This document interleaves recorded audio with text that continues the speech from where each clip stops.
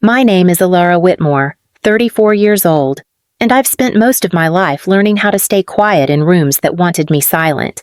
But that morning, in the Travis County Courthouse, every step I took echoed like a verdict already decided.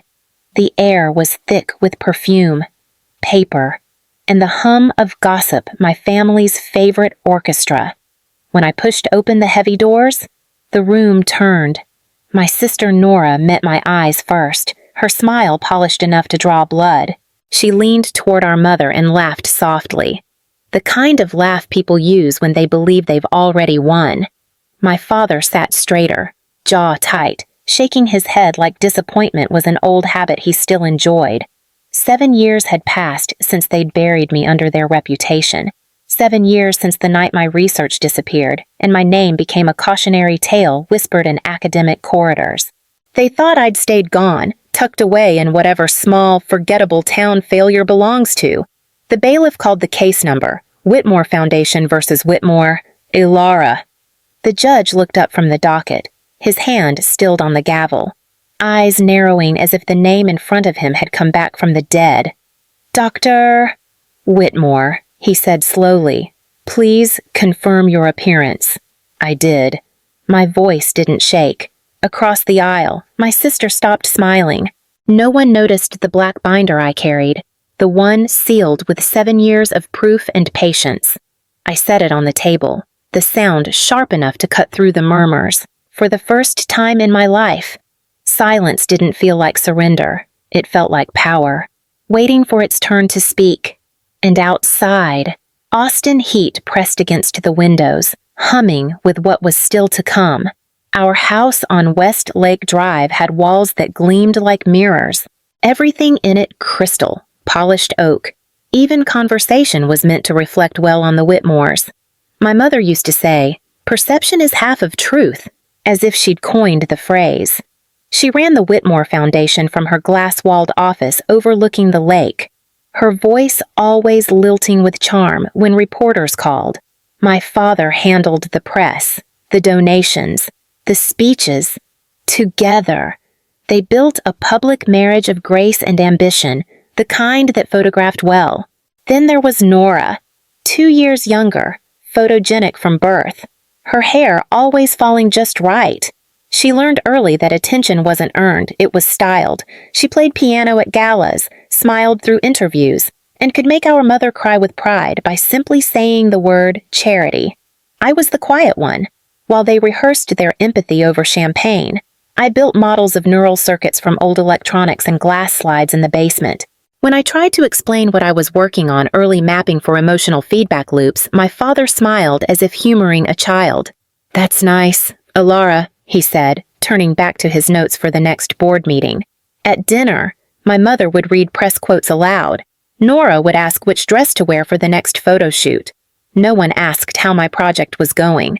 Silence had become my seat at the table. Sometimes, I caught my reflection in the window, ghosted by the glow of chandeliers and lake water beyond.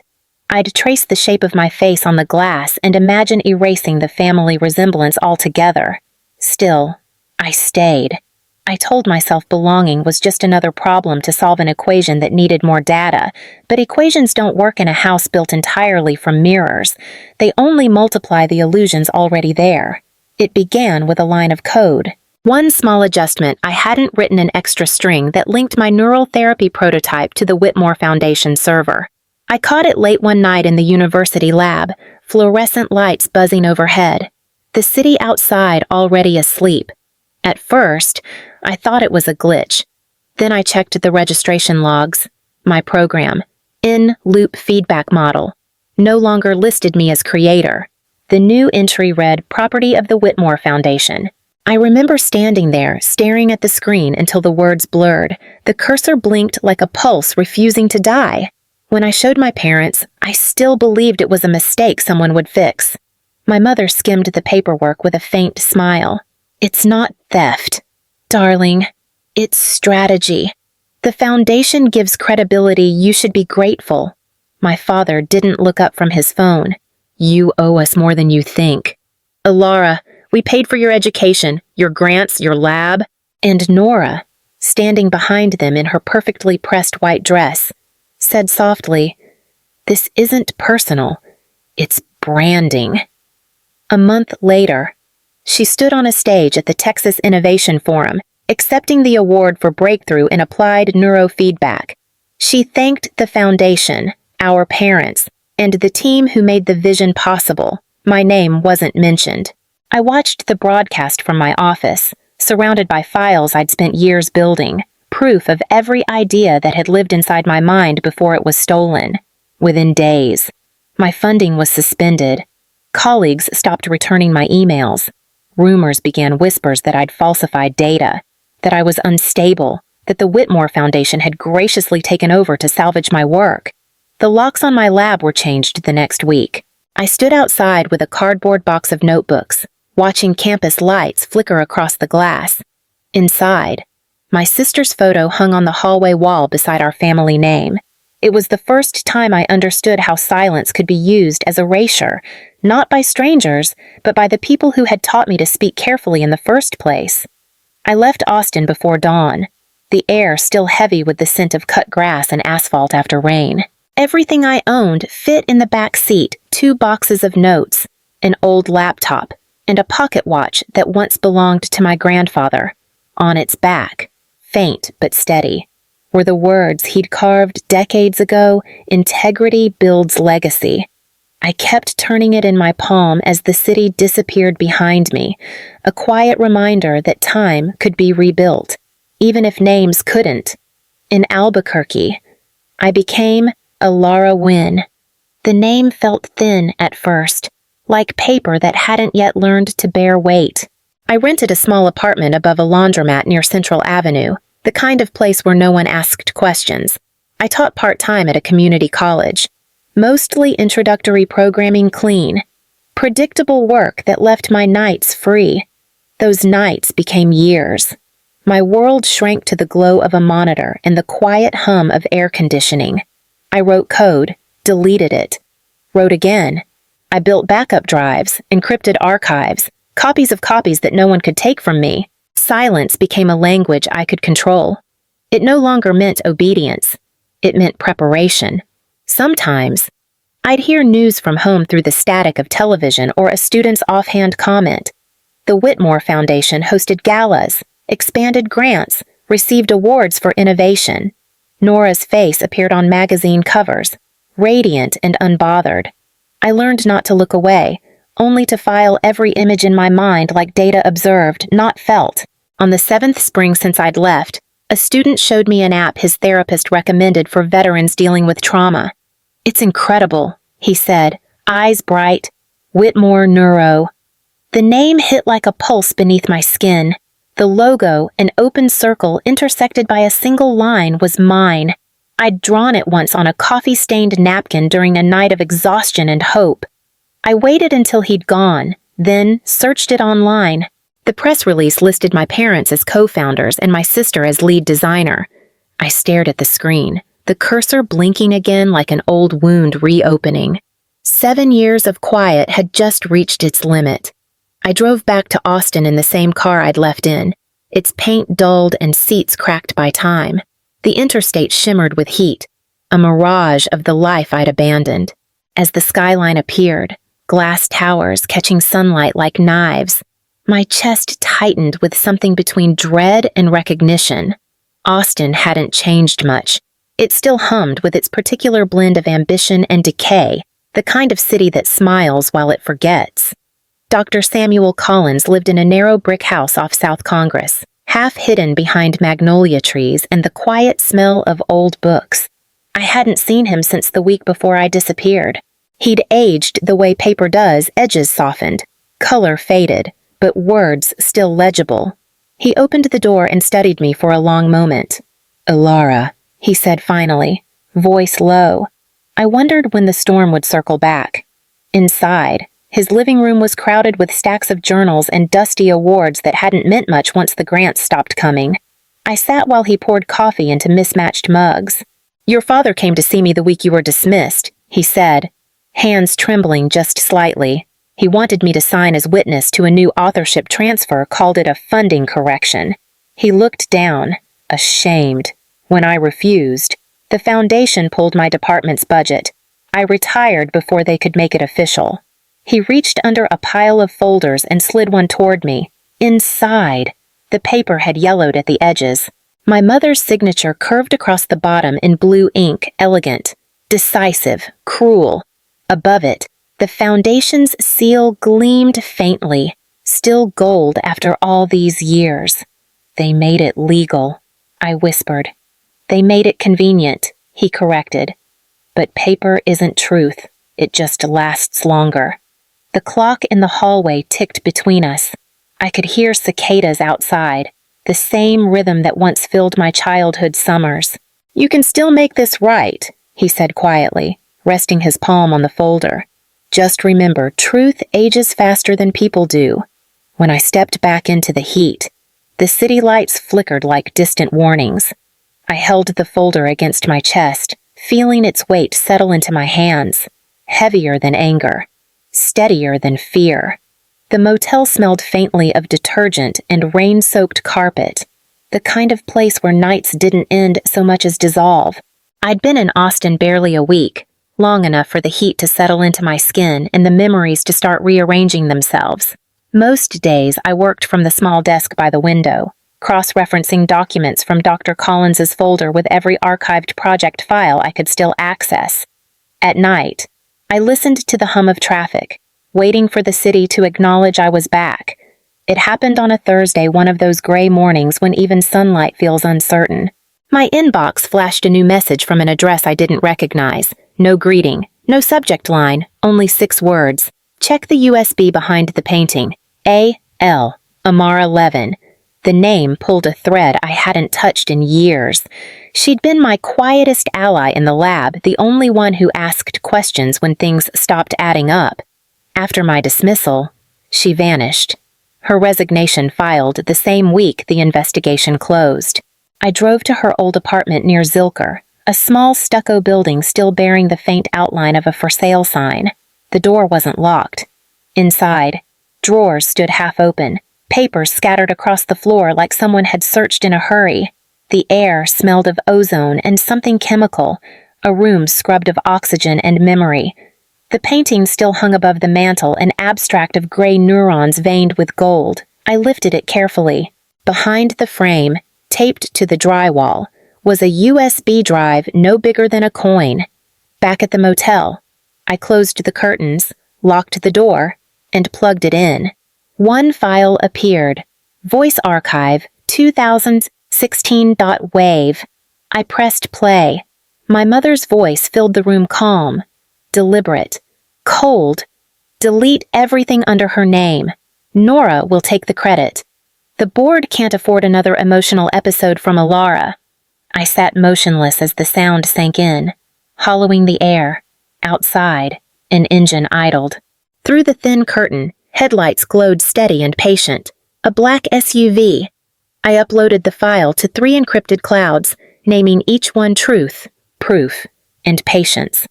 Then I shut the laptop and waited, listening to the faint hum of the engine, the rhythm of a city pretending not to see.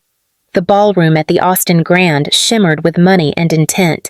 Glass chandeliers scattered white light over linen tables, each one set with a folded program embossed in gold, Whitmore Foundation, revolutionizing neural therapy. I stood near the back, hidden among servers carrying trays of champagne. My badge said press. It wasn't, but no one looked closely. They never did when the show was about to begin. Nora stepped onto the stage in a silk suit the color of frost. Cameras flashed. Her voice, smooth and rehearsed, filled the room. The Whitmore Neuro app, she announced, represents a leap forward in cognitive restoration. Behind her, the projector glowed with the Foundation logo, an open circle crossed by a single line. My design. Applause rippled, practiced and polite. She clicked to the next slide, displaying data models I knew by heart, each curve a ghost of my own research. My throat tightened, but my heartbeat stayed steady. 7 years of silence had trained me for this. When the floor opened for questions, I walked forward. The crowd parted slightly, murmuring. My voice carried across the mic. Could Dr. Whitmore share her original data source for that model? Nora froze mid-breath. The projector clicked again, accidentally revealing a second file, one not meant for display. 2 identical graphs appeared side by side, one labeled Whitmore Foundation Prototype, the other, in smaller font, E. Whitmore, 2014. Gasps scattered through the ballroom. I didn't move. Camera zoomed. My mother, seated at the front, kept her smile fixed for the photographers, though I saw her hands tremble against the tablecloth. Security approached. Nora whispered something, but the microphone caught none of it. I let them lead me toward the exit, calm and wordless. Behind me, the feed cut to black. Outside, the night air tasted of heat and ozone. From the street, I could still hear the muffled roar of the crowd confusion, denial, disbelief. I didn't look back. My phone vibrated once, a notification flashing across the screen. The disappeared scientist returns trending. For the first time, the story carried my name. Not as rumor, but as proof that silence, when finally broken, can shake a room built on applause. By morning, my inbox had turned feral. Anonymous messages poured in, some threats, some pity, most carrying the same warning, "Stop before it's too late." Attached to one was a photo of me leaving the gala, caught between 2 security guards, face half lit by camera flash. Another message included an address I didn't recognize and a single word typed in red enough. 2 days later, a white envelope slid under my motel door. Inside lay a cashier's check for $2 million and a handwritten note in my mother's looping script. "Stop this. Come home. We can rewrite the story." The ink smelled faintly of her perfume, that expensive blend she wore to interviews. I tore the check in half, then again, until the paper felt like dust between my fingers. That afternoon, Patrick Hale found me. I'd taught him years ago, back when I still believed ethics could be taught like formulas. Now he was a federal attorney with tired eyes and a voice that carried too much history. "Your case falls under federal jurisdiction," he said. "Fraud, misuse of government grants, identity falsification. I can help off the record." For the first time in years, someone said help and meant it. But by the end of the week, he called again. His tone changed. "They've suspended me," he said. "Conflict of interest. Apparently loyalty counts as bias." That night, I returned to the motel and found the door ajar. The drawers were open, clothes untouched, laptop still on the desk. Nothing taken except the small, invisible thing that lets you breathe without checking the corners of a room. I sat on the bed, listening to the hum of the air conditioner. Then opened my laptop. The file folders glowed softly in the dark truth. Proof, patience. My mother's empire had always been built on reputation, not law. I would have to bring it into a place where appearances couldn't shield her. The next morning, I filed for a federal case. No legal team, no foundation. Just me. And the truth I'd carried too long to hand back. The courthouse smelled of marble and disinfectant, that particular blend of formality and fear. Reporters filled the aisles, their cameras blinking like restless eyes. I stood alone at the plaintiff's table, a stack of binders beside me, the same black one I'd carried 7 years earlier, now thick with proof. My name, once erased, was printed in bold across the docket: Whitmore versus Whitmore Foundation. When the judge entered, everyone rose. My parents sat at the defense table, regal and rehearsed. My mother's pearls gleamed like armor. My father adjusted his tie to match the foundation's blue crest. Across the aisle, Nora kept her head low, her fingers twisting a tissue to shreds. "Dr. Whitmore," the judge said, "you're representing yourself." "Yes, Your Honor." He nodded. "Proceed." I played the first file, the recording Amara had hidden. My mother's voice filled the courtroom, calm and sharp as glass. "Delete everything under her name. Nora will take the credit." Gasps moved through the gallery. My mother shot to her feet. "Fabrication," she shouted. But the gavel cracked down. "Sit, Mrs. Whitmore. Dr. Collins took the stand next, his voice unsteady but clear. He described the falsified signatures, the pressure, the funding threats. Then came Amara's sworn statement, her words trembling through the speaker system like a pulse from another life. My father leaned across the table. "You'll destroy us," he hissed. I met his eyes. "You already did." The judge conferred briefly with the clerk, then read the verdict aloud: the Whitmore Foundation guilty of fraud, forgery, and intellectual property theft. I was reinstated as the rightful creator of the neural program. My mother's face stayed frozen. My father stared at the floor. Nora began to cry, not out of guilt, but relief, as if truth itself had finally chosen sides. When the gavel struck again, it didn't sound like punishment. It sounded like release. I turned down the settlement before the ink had dried. The Foundation's lawyers called it unreasonable. My mother called it pride. But it wasn't either. Money couldn't rewrite what had already been spoken in open court. Instead, I used the awarded damages to create something new, the Whitmore Institute for Ethical Research. An irony so deliberate it almost felt like poetry. Its mission was simple: to fund women whose work had been buried under louder names. A year later, I stood again at the University of Texas, in the same halls that once erased me. My office door bore a new plaque: Dr. Elara Whitmore, Chair of Cognitive Ethics. Students filled the seats each morning, notebooks open, eyes bright with the kind of belief I used to think I'd lost forever. I taught them that integrity wasn't a performance. It was the quiet choice to stand still when everyone else preferred applause. Most evenings, I stayed late. When the campus emptied and the light softened against the limestone walls, I lit a single candle by the window, the way my grandfather used to when he worked through the night. Its reflection flickered in the glass, a reminder that even fragile light can outlast shadow. On the anniversary of the verdict, I walked to Lady Bird Lake. The air smelled of rain and cedar. I carried a small folded note, the last one my mother ever sent, still heavy with the perfume of control. "Stop this. Come home."